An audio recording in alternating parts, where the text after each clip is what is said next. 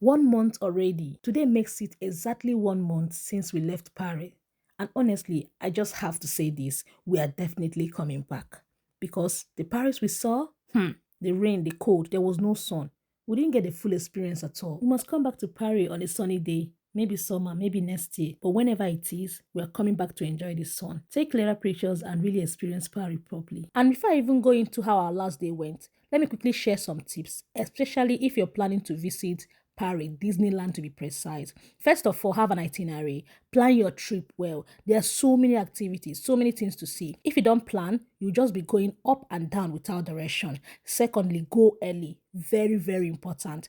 Time is your friend in a place like Disneyland. The earlier you arrive, the more you actually enjoy. Also, please get a map, whether it's on your phone or physical. That place is big. Navigating it is not beans at all. Another important one, wear comfortable shoes and clothes. Don't go and do fashion over comfort. You will walk a lot. And if you're not comfortable, you won't enjoy it. And please, this one is very important. Eat before you go or go with something. Because inside there, now sugar everywhere. Snack, sweet, burger. Nah, not really proper food like that. So make sure you're well fed. All right, now to our final day in Paris. Part 4 of our vlog, the day we said goodbye. We started the day by getting ready at the hotel, packing up, making sure we didn't forget anything. Because you know that feeling when you're about to leave and your mind is all over the place.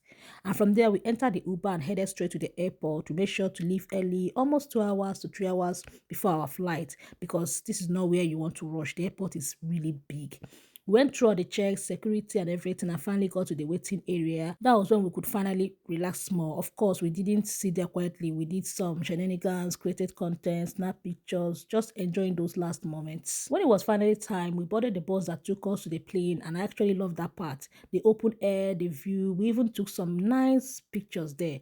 Then we finally got into the plane, and just like that, Paris was behind us. We landed in Manchester, and as soon as we got down, my husband switched into full daddy mode. He started showing the boys how to navigate the airport, how to read the airport signs, how to know where the baggage claim is, little things that actually matter. Meanwhile, my own problem was my ear. That pressure from the flight, it dealt with me. I was complaining, trying to adjust, doing all sorts, and my son too said his own ears are hurting, so at least I had someone to share with the struggle. Because me, I was beginning to think I was abnormal. We finally got our luggages and started heading out of the airport. At this point, we were just talking, laughing, still reliving Paris. The boys were smiling, just happy. You could tell the trip really meant a lot to them.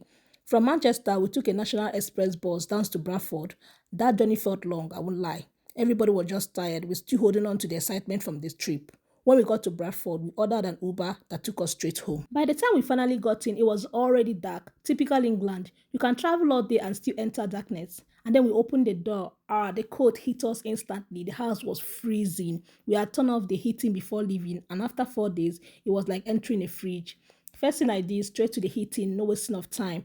But honestly, that moment, it just felt so good to be home. There's just something about your own space. Hobby and I just held ourselves, shared a little hug and a peck. We looked at each other and just said, thank God. Thank God for a beautiful trip. Then I went into my kitchen, turned on the light, and I just paused for a second. I actually missed my kitchen. 4 days out, no cooking, nothing. It felt strange, but also very nice to be back. Meanwhile, my hubby, no delays at all. He went straight for the akara I made before we travel, brought it out, put it in the microwave, warmed it up, and started eating like he has been dreaming about it the whole trip. One very funny thing about my husband, he doesn't joke with his Naija dishes. He can manage as much as he can, but once he gets home, he wants that properly made Naija food. As for me, I was there complaining about my tummy, still trying to recover from everything, travel, food, stress, everything at once. But honestly, in that moment, nothing else mattered. We were home, we were safe, we were together, and we're just grateful. Paris was amazing, but home is home.